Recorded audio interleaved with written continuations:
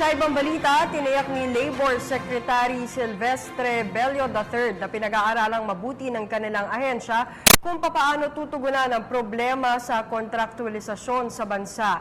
Ayon sa kalihim, dapat ay maging balanse sa mga empleyado at employer ang kanilang magiging hakbang para walang negosyo ang mapipilitang magsara. Si George Bandola sa detalye. Pinili ni Labor Secretary Silvestre Bello III na huwag talakayin ang lumalalang issue ng labor contractualization sa mga government agencies.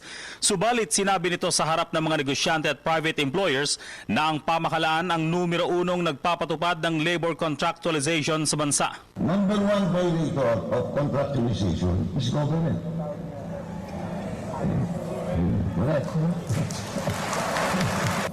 How do we intend to address that?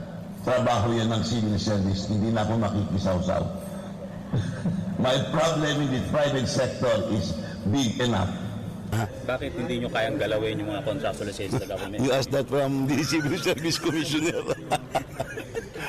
Dami niya, it is true, I stand by my word na talagang Subalit iginit ni Bello, pipilitin itong bawasan ng kahit 50% ang labor contractualization sa mga pribadong negosyo bago matapos ang 2016, habang pipiliting maputol na ito ng tuluyan sa taong 2017.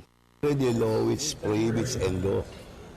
But the problem why it is existing is because there is no implementation of the law.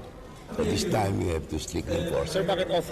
Isa sa mga rekomendasyon ng bagong kalihim ng paggawa ay ang pagpapatupad ng regularization sa kahit 80% ng mga manggagawa sa pribadong sektor, habang ang nalalabing 20% ay maaaring isailalim pa rin sa contractual basis na may unti-unting pag-angat ng Estado.